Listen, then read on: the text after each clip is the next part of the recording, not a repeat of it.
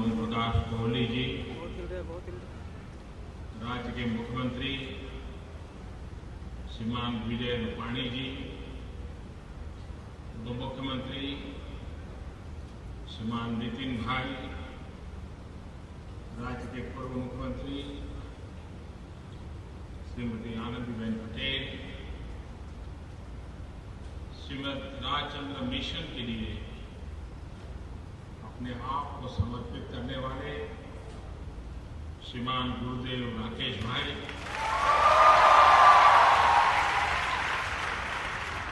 साबरमती आश्रम के ट्रस्टी अध्यक्षा इलाबेन, राज्य के मंत्री गणपत भाई वसावा, इस क्षेत्र के सांसद श्रीमान कीर्ति भाई सोलंकी, श्रीमान परेश रावल जी, मेयर श्रीमान गौतम भाई शाह, श्रीमद राजचंद्र ट्रस्ट के अध्यक्ष श्रीमान अरविंद भाई, साबरमती आश्रम के ट्रस्टी श्री कार्तिकेय सारा भाई और विशाल संख्या में पधारे हुए और देश और दुनिया से पधारे हुए मेरे प्यारे भाइयों और बहनों,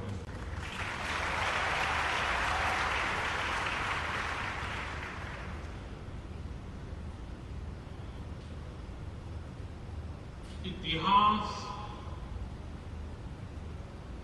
भुला देने की कितनी बड़ी कीमत चुकानी पड़ती है।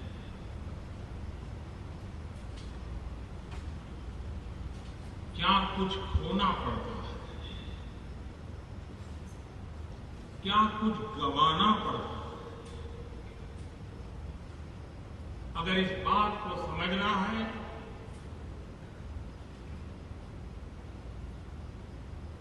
मैं समझता हूं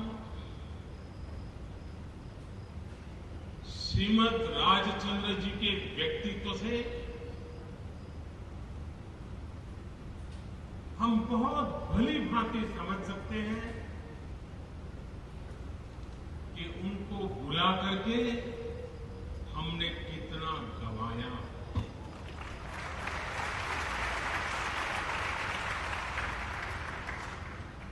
क्या कुछ खोया है। और आज ये बहुत ही सुभग योग है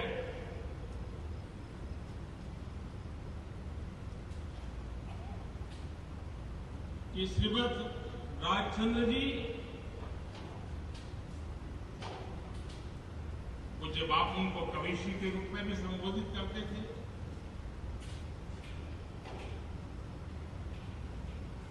उनके 150 वर्ष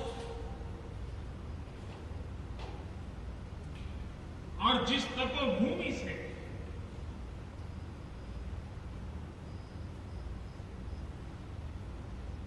सदियों की गुलामी के बाद भारत की अंतर चेतना को जगाने का एक पवित्र कार्य हुआ, उस साबरमती आश्रम का शताब्दी पर्व।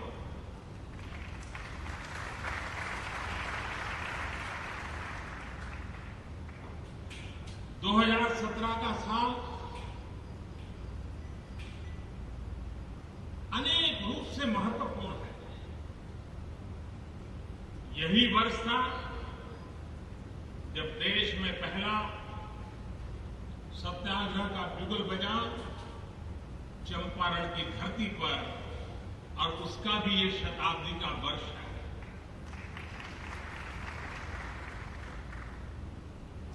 पूज्य बापू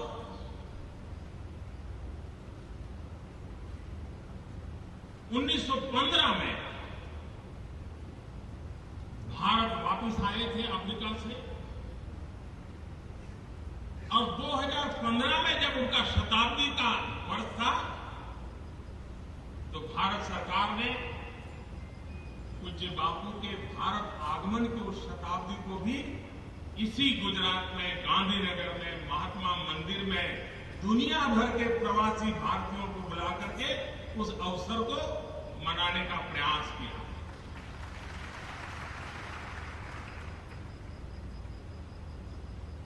आज के इस कार्यक्रम से देश के बहुत लोगों को, जो गांधी से जुड़े हैं, जो गांधी के अभ्यासु हैं, उनके लिए श्रीमद राजचंद्र जी का नाम परिचित है। लेकिन एक पूरी पीढ़ी है जिनके लिए श्रीमद राजचंद्र जी का नाम नया है। दोष हम लोगों का है कि हमें इन महापुरुषों को पीढ़ी दर पीढ़ी याद रखते रहना चाहिए, लेकिन हम कुछ न कुछ ऐसे गलत रास्ते पर चल दिए कि हमने उन्हें भुला दिया। इस सरकार की कोशिश है कि इस महान राष्ट्र के महान सपूतों का, महान परंपराओं का, महान इतिहास का निरंतर स्मरण बनता रहे, इतिहास की जड़ों से हम जुड़े रहे और नए इतिहास रचने के लिए, पराक्रम के लिए तैयार न होते रहे। ये इस मकसद से हमें आगे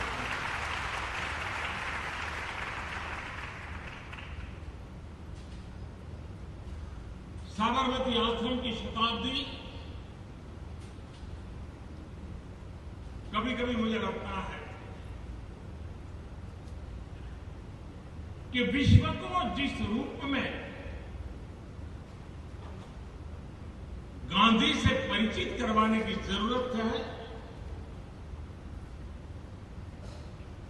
आज के संकट से गुजर रही मानवता को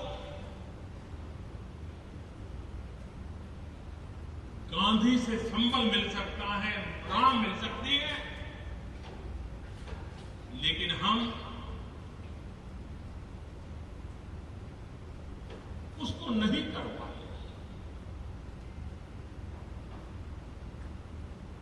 अभी भी समय है, वरना मेरा तो मन करता है, मैं नहीं जानता हूं सारी इच्छाएं पूरी होती है, कहां होता है, लेकिन इच्छाएं करना भी तो कुछ बुरा थोड़ा होता है।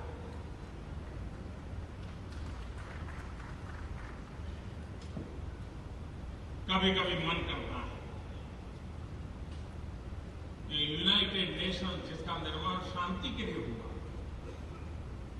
प्रथम और दूसरे विश्व युद्ध की कोख से यह विचार पैदा हुआ जिसने संस्था का रूप लिया। अगर हमने गांधी को विश्व की शांति के लिए एक मसीहा के रूप में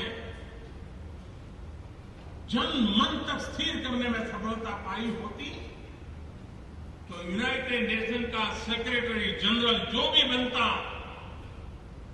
वो बनने के बाद सबसे पहले साबरमती आश्रम आता,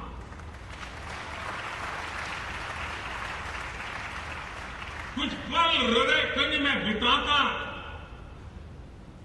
और विश्व शांति के लिए यूनाइटेड नेशंस की उस धरती से क्या काम कर रहा है, उसकी प्रेरणा साबरमती के तट से बापू की तपोभूमि से लेकर के जाता।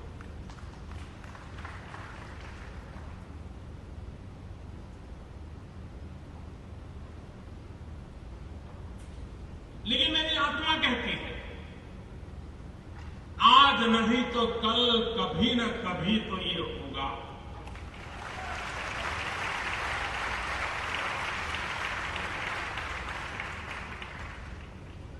हमारे देश को हमने उस रूप में देखना चाहिए, उस सामर्थ्य को अनुभव करना चाहिए और विश्व को इस विशालता के साथ जोड़ने का अविरत प्रयास करते रहना चाहिए।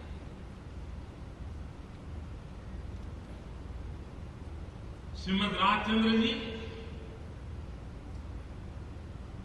जैसा गुरुदेव राकेश जी कह रहे थे, महात्मा गांधी को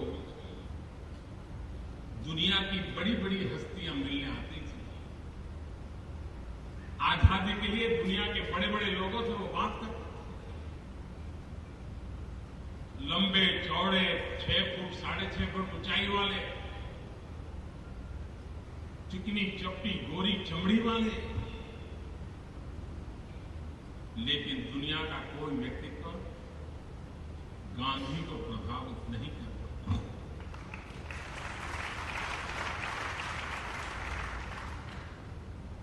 और एक श्रीमद राजचंद्र जी,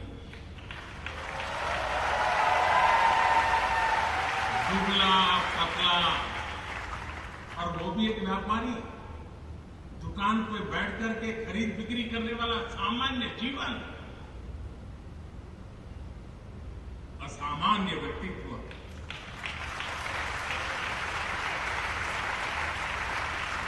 और गांधी में और श्रीमद राजचंद्र जी की उम्र में भी ज्यादा फर्क नहीं था, 2.5 साल का सिर्फ फर्क था। उसके बावजूद भी श्रीमद राजचंद्र जी के व्यक्तित्व की वो कौन सी विशालता होगी, वो कौन सी गहराई होगी, वो कौन सी ताकत होगी,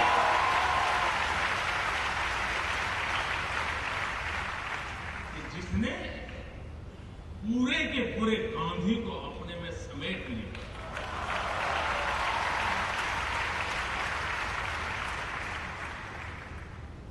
मेरा यह सौभाग्य रहा, मैं बवानिया गया था, जहां श्रीमद राजचंद्र जी का जन्म हुआ, उनके पूर्वजों की जगह है, और मैं उनके परिवारजनों का आभारी हूं तो जिस प्रकार से उस स्थान को संभाला है। और वहां से जाने के बाद मैंने शिक्षकों से कहा था, जब भी आप सौराष्ट्र में कहीं यात्रा के लिए जाते हैं, कुछ पल बवानिया जरूर जाइए।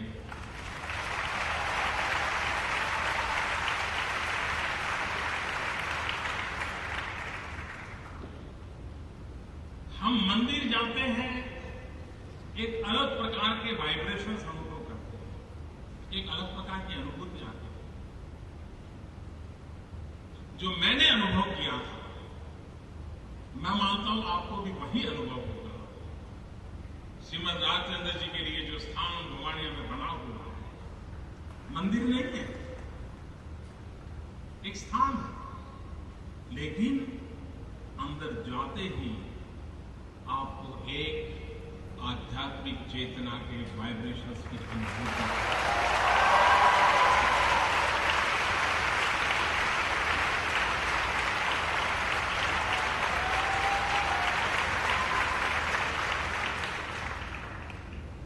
हमारे देश में पीएचडी अनेक विषयों पर होती है, अनेक महापुरुषों की कविताओं की गद्य पद्य रचनाओं पर पीएचडी होती है। लेकिन मैं चाहूंगा कि श्रीमद राजचंद्र जी की जब 150 वर्ष मना रहे हैं, तब विशेष करके गुजरात की यूनिवर्सिटी और देश की यूनिवर्सिटी भी श्रीमद राजचंद्र जी के जो लेखनी है, उनके कथन है, दोनों उस पर पीएचडी करें।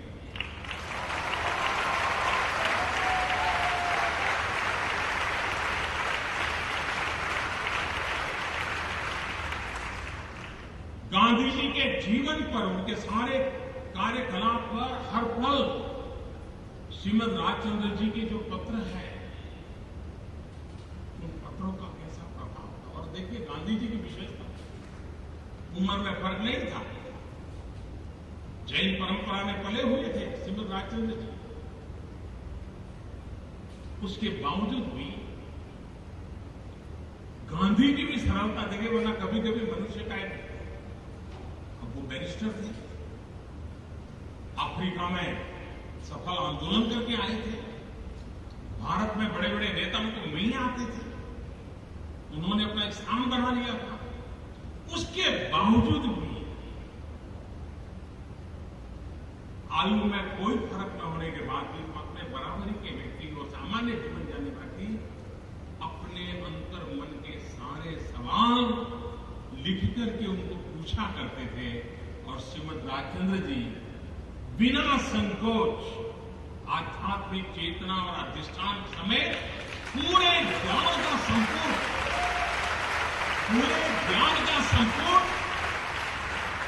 पूज्य बापू को पत्र के द्वारा पहुंचाते थे। हम पूज्य बापू और श्रीमद राजचंद्र जी के उस पत्रों को देखें तो उस कालखंड का पता चलता है, गांधी की मनस्थिति का पता चलता है, और इतने बड़े आजादी के आंदोलन का नेतृत्व करने वाला व्यक्ति भी अपने अंतर्मन की चिंता कितनी करता था, उसको संभालने के लिए क्या करना चाहिए, ये श्रीमद राजचंद्र जी को।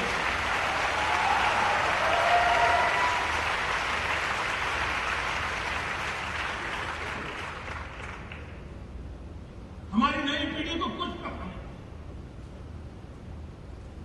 और इसलिए इस बार जब साबरमती आश्रम शताब्दी दिवस मना रहे हैं, तब देश भर से जो स्टूडेंट टूरिस्ट के रूप में गुजरात आते हैं, मैं उन शिक्षकों को भी कहूंगा कि आप सब कुछ देखिए, लेकिन कुछ पल उन बच्चों को साबरमती आश्रम में बिताने के लिए प्रेरित कीजिए। कोमाड़ियां जाकर के दिखाइए कि कैसे महापुरुष हमारे देश में किन्हीं दिनों पैदा हुए। ये तो ऋषियों मुनियों के युग की बात नहीं है। और मैं गुरुदेव राकेश जी का जितना अभिनंदन करूं उतना कम है।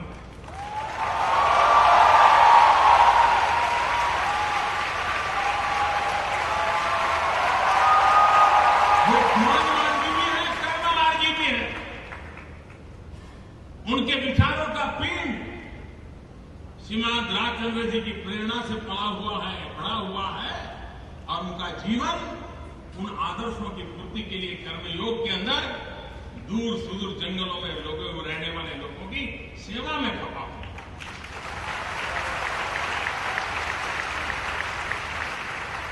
और मैंने देखा है विश्व भर में एक बहुत बड़ा समूह है जो उनके टीवी पर जो उनके व्याख्यान सुनने के लिए मिलते हैं, लगातार सुनने वाला एक बहुत बड़ा वर्ग। अभी मैं नीदरलैंड से आया, परसों में नीदरलैंड में था। दो चीजें मेरे लिए बड़ी ही नई थी मेरी जानकारी के लिए।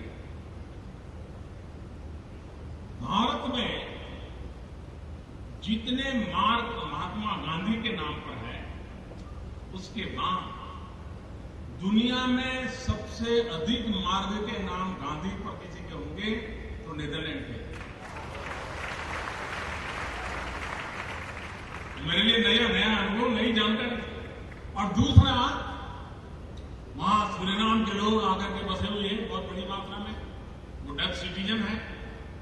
भारत का भी आईटी प्रोफेशन से जुड़ा हुआ एक बहुत बड़ा युवा पीढ़ी वहां गई है। लेकिन कम से कम 1 डजन लोग मुझे मिलकर के पकड़ करके खींच करके कहते थे कि परसों आप राकेश जी को मिलने वाले हो गए।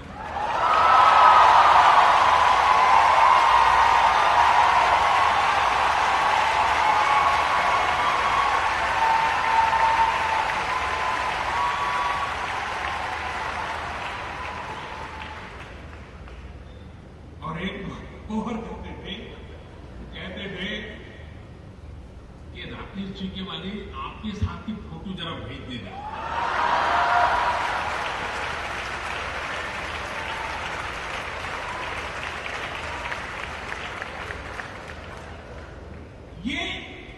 ये बातें सहज नहीं है जी। ये बातें अपने आप में एक बहुत बड़ा सामर्थ्य है। जब हम पूज्य बापू का स्मरण करते हैं, साबरमती आश्रम का स्मरण करते हैं, 12 साल यहां तपस्या की, और पूज्य बापू की संकल्प शक्ति देखिए। मैं बेमौत मरूंगा लेकिन आजादी के बिना लौटूंगा नहीं। कितनी बड़ी संकल्प शक्ति होगी जब उन्होंने साबरमती आश्रम 12 वर्ष की उस तपस्या जो साबरमती के आश्रम में हुई है, तो तपस्या का सामर्थ्य कितना था कि महात्मा गांधी संकट के साथ निकले। आत्मविश्वास कितना था कि इसी शरीर के रहते हुए मैं अंग्रेजों को यहां से निकाल करके रहूंगा, हिंदुस्तान का आजाद करके।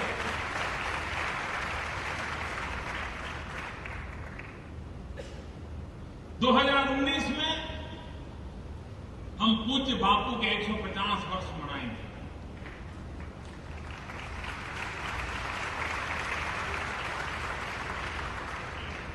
ऐसे ही मनाएंगे क्या?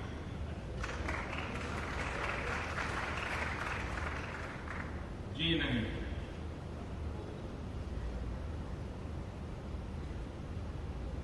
पूज्य बापू के 150 साल ऐसे ही मनाने का किसी हिंदुस्तानी को हक नहीं है। पूज्य बापू के 150 साल मनाना मतलब गांधी की तरह कोई संकल्प लेकर के 150वीं जयंती तक उसको पूरा करके रहना। और ये हर हिंदुस्तानी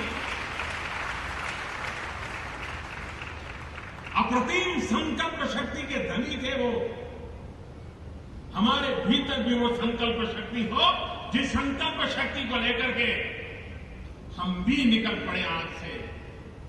और जब गांधी के 150 मनाएंगे तब हम उसको परिपूर्ण करके रहेंगे। ये हर हिंदुस्तानी के दिल में साबरमती आश्रम आजादी के आंदोलन का कलेवर जहां तैयार हुआ, पिंड तैयार हुआ, वहां से करते हुए आजाद हिंदुस्तान, पूज्य बापू के सपनों का हिंदुस्तान बनाने के लिए हम भी कुछ जिम्मेवारी निभा सकते हैं। साबरमती आश्रम की उनकी जितनी घटनाएं हैं, उन घटनाओं में कहीं न कहीं स्वच्छता की चर्चा पूरा साल प्रतिदिन रही है। स्वच्छता में वो कॉम्प्रोमाइज नहीं करते थे। ये स्वच्छता का अभियान 2019 तक हर हिंदुस्तानी का स्वभाव बनना चाहिए।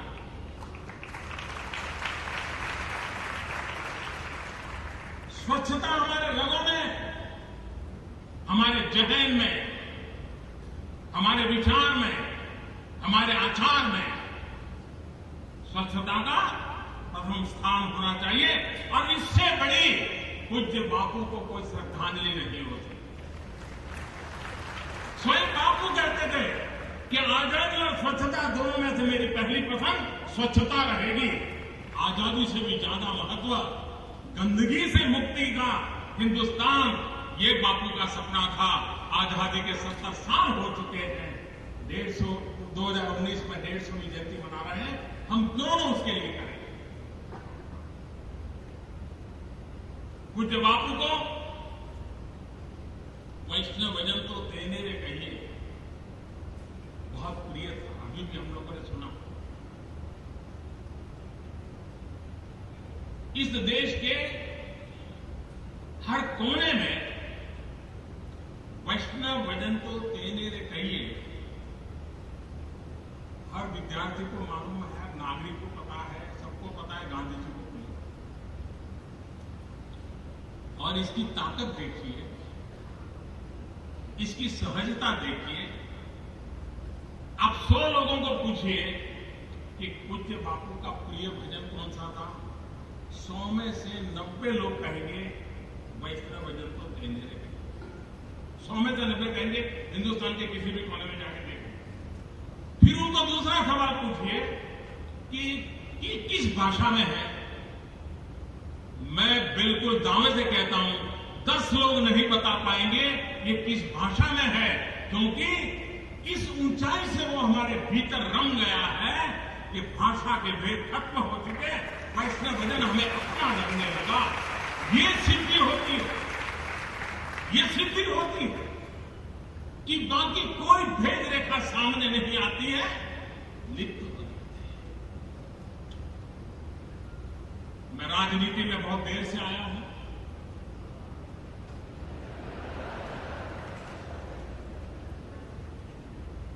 इन दिनों राकेश भाई जहां काम करते हैं उस धर्मपुर इलाके में कभी मुझे काम करने का सौभाग्य मिलता था।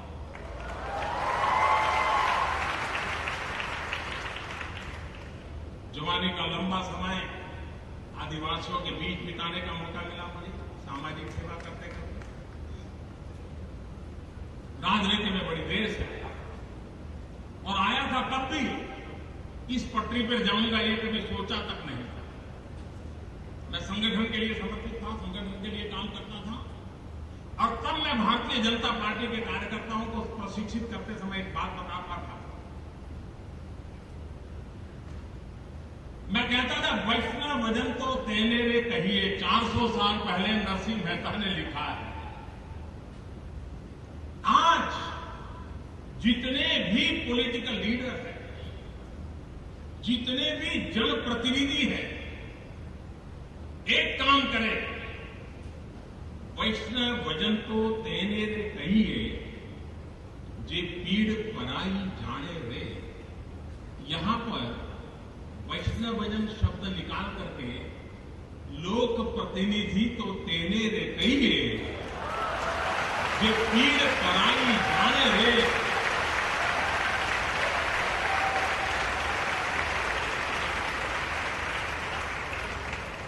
आप देखिए हिंदुस्तान में लोक प्रतिनिधि कैसा होना चाहिए, जनसेवक जननायक कैसा होना चाहिए।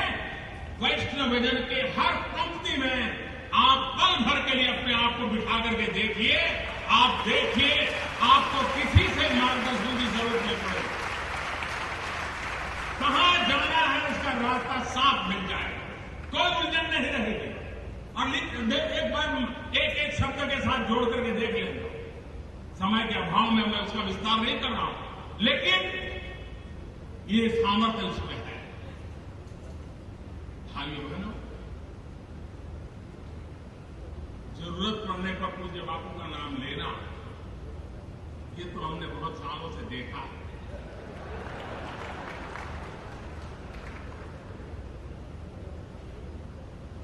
और कब बापू को भुला देना, ये चतुराई भी हमने भली भांति देखी। आज मैं जब साबरमती आश्रम में आया, श्रीमद राजचंद्र जी की तपस्या, उनका ध्यान, उनके स्वानुभव से निकली हुई एक एक बात, उसका जब हम स्मरण कर रहे हैं, तब साबरमती आश्रम की शताब्दी मना रहे हैं, तब मैं देशवासियों से एक विषय पर गंभीरता से कोई बात आज करना चाहूंगा। इससे बड़ा कोई पवित्र स्थान नहीं हो सकता है इस बात बताने के लिए।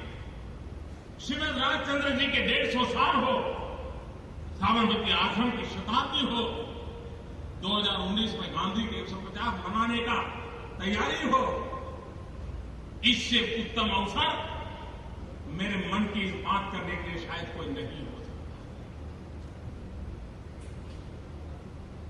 मैं देश के वर्तमान माहौल की ओर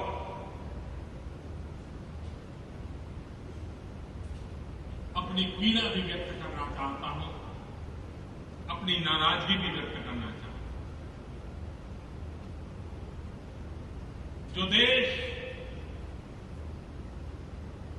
चींटी को भी खिलाने में विश्वास करता, जो देश मोहल्ले में दौड़ते घूमते फिरते कुत्तों को भी कुछ न कुछ खिलाने के लिए उत्सुक था, जो देश सुबह उठकर के नदी के तट पे, तालाब के तट पे जाकर के मछलियों को खिलाने के लिए परंपरा, जिस देश के संस्कार हो, चरित्र हो, जिस देश में महात्मा गांधी जैसे महापुरुष ने अहिंसा का पाठ पढ़ाया, क्या हो गया है हमें कि अस्पताल में कोई पेशेंट बचा न पाए, हम ऑपरेशन विफल हो जाए, दवाई कारगर न निवड़े और पेशेंट की मृत्यु हो जाए और अचानक परिवारजन अस्पताल को आग लगा दे, डॉक्टरों को मार दे, क्या ये मेरा देश है? क्या ये पूज्य बापू का देश है? हम क्या कर रहे हैं? और इसी चीजों को बढ़ावा मिल रहा है। अकस्मात होता है, कहीं दो व्हीकल टकरा गए, दुर्भाग्य से किसी एक की मौत हो गई, किसी को चोट लग गई, न जान न पहचान 50 लोग इकट्ठे हो जाते हैं, गाड़ियां जला देते हैं।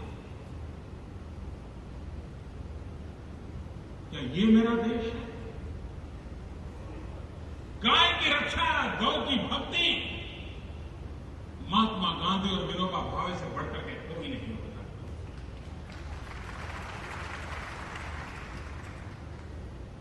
अगर गाय की भक्ति करनी है, गाय की रक्षा करनी है, तो गांधी जी ने और विनोबा जी ने हमें उत्तम राह दिखाई। उसी रास्ते पर देश को चलना ही पड़ेगा, उसी में देश का कल्याण। विनोबा जी जीवन भर गौ रक्षा के लिए अपने आप को आहूत करते हैं। मेरा सौभाग्य था, मैं एक बार वर्धा गया विनोबा जी के दर्शन करने के लिए।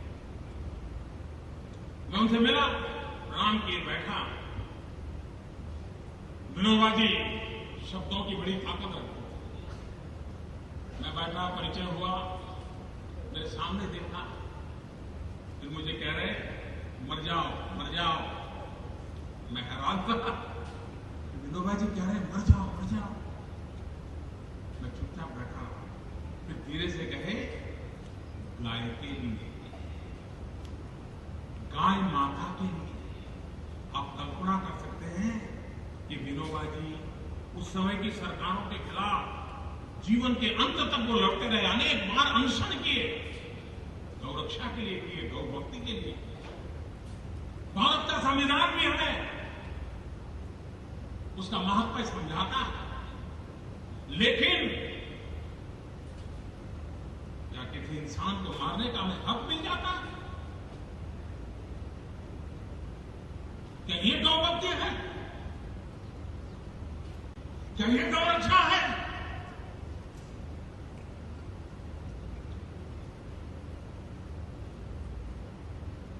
पूज्य बापू का रास्ता ये नहीं हो सकता। विनोबा भावे का जीवन हमें ये संदेश नहीं देता है। और इसलिए साबरमती आश्रम की शताब्दी के पर्व पर और पूज्य श्रीमद रामचंद्र जी के 150 वर्ष मनाते हैं, तब हर हिंदुस्तानी के दिलो दिमाग में ये हमारे मूलभूत संस्कार, हमारी मूलभूत परंपराएं, अहिंसा, ये हम लोगों का जीवन धर्म रहा। हम कैसे आपा खो रहे हैं? डॉक्टर को मार दें, अकस्मात हो जाए ड्राइवर को मार दें, गाय के नाम पर इंसान को मार दें। मुझे बचपन की एक घटना याद है, सत्य घटना है मेरे जीवन की। और पहली बार शायद मैं आज उस बात को कह रहा हूं। एक समय था जब मुझे लिखने की आदत हुआ करती थी, लिखता था, तब मेरे मन में था कभी मैं उस विषय पर लिखूंगा, लिख नहीं पाया।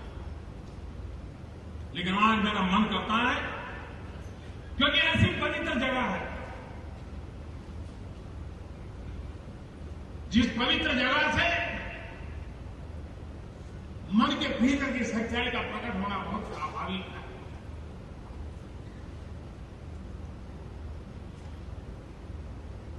मैं बालक था, मेरे गांव में मेरा घर एक ऐसी छोटी सी सांकड़ी गलियारी में है। तो वहां पर बिल्कुल पुराने जैसे जमाने के गांव रहते हैं, वैसा ही सटे हुए घर है। हमारे घर के ही नजदीक में सामने की तरफ एक परिवार था जो इमारत में कड़िया का काम करता था, मैशंस का काम करता था। एक प्रकार से मजदूरी जैसा काम था। उस परिवार में संतान नहीं था। उनकी शादी के कई वर्ष हो गए, लेकिन उनको संतान नहीं। परिवार में भी एक तनाव रहता था, उनके घर में संतान नहीं है।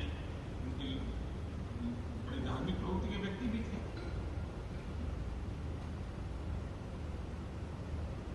बहुत बड़ी उम्र में उनके यहां एक संतान का जन्म हुआ। तो संतान बड़ा हो रहा था। अब छोटी सांकड़ी गली थी। सुबह सुबह गाय को भी एक बड़ी डिसिप्लिन की आदत होती है, तो घरों के पास गुजरती है तो घर वाले भी बाहर निकल के रोटी खिलाते हैं। तो एक गाय थी जो हमारे उस मोहल्ले से आना, हर परिवार के लोग बाहर निकल के उसको रोटी खिलाते। जिनके घर में ये संतान जन्म होता वो भी खिलाते थे। एक बार अचानक कोई हड़कंप हो गई। शायद कुछ बच्चों ने पटाखे फोड़ दिए, क्या हुआ वो घटना मुझे पूरी याद नहीं रही, लेकिन वो गाय हड़बड़ा गई और दौड़ते दौड़ते स्थिति ये बनी, वो जो बच्चा उनका मुश्किल से 3, 4, 5 साल का हुआ था, वो भी दौड़ने लग गया। उसको समझ नहीं आया कि इधर दौड़ू, और जाने अनजाने में वो गाय के पैर के नीचे आ गया। इतने सालों के बाद परिवार में एक बच्चा पैदा हुआ था और गाय के पैर के नीचे आने के कारण उसकी मृत्यु हो गई। आप कल्पना कर सकते हैं उस परिवार का माहौल क्या। बड़े दुख के दिन थे, लेकिन दूसरे दिन सुबह से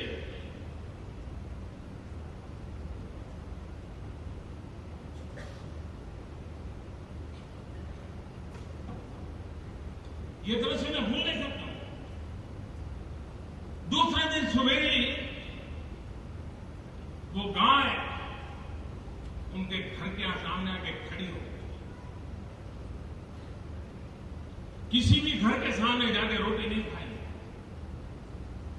वो परिवार भी उसको रोटी खिलाता था, नहीं खाई।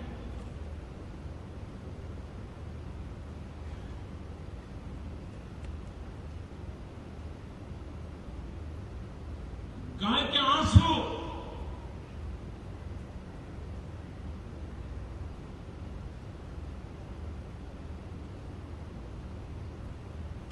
कभी नहीं रुके। 1 दिन, 2 दिन, 5 दिन गाय में खाना खा रही है।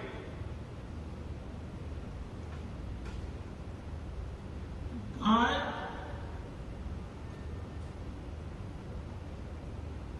न पानी पी रही है।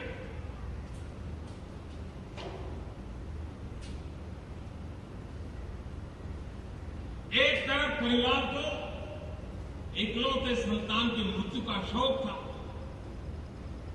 पूरे मोहल्ले में एक दुख का वातावरण था, गांव में एक परिवार का वातावरण था। लेकिन गाय पश्चाताप में डूबी हुई।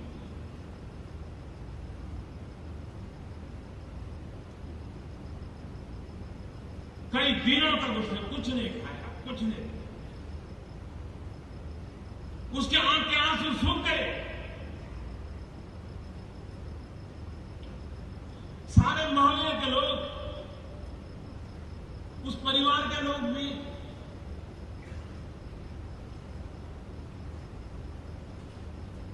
लाख कोशिश करते रहे,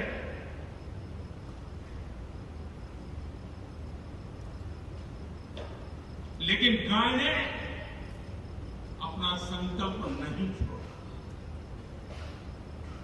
और उस संतान, उस बालक की मृत्यु अपने पैर के नीचे हुई है,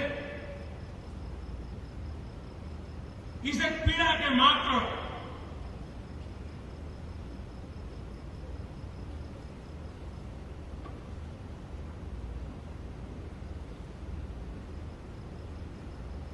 उस गाय ने अपना शरीर छोड़ दिया।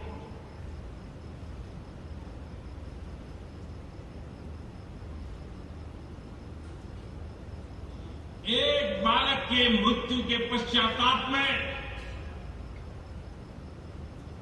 गाय को बलिदान देता हुआ मैंने बचपन में देखा है। वो दृश्य आज भी मेरे सामने जिंदा है। और आज जब मैं सुनता हूं कि गाय के नाम पर किसी की हत्या की जाए, वो निर्दोष है कि गुनहगार है, वो कानून का काम करेगा। इंसान को कानून हाथ में लेने का हक नहीं है।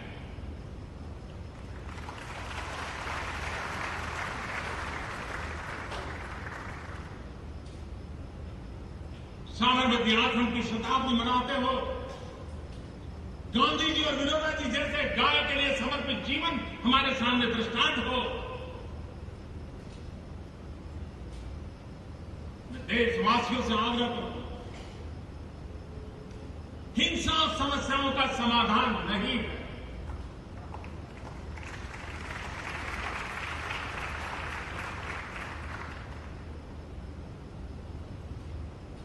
उस डॉक्टर का कोई दोष नहीं है जो आपके परिवारजन की सेवा कर रहा था, लेकिन आपके परिवारजन को बचा नहीं पाया।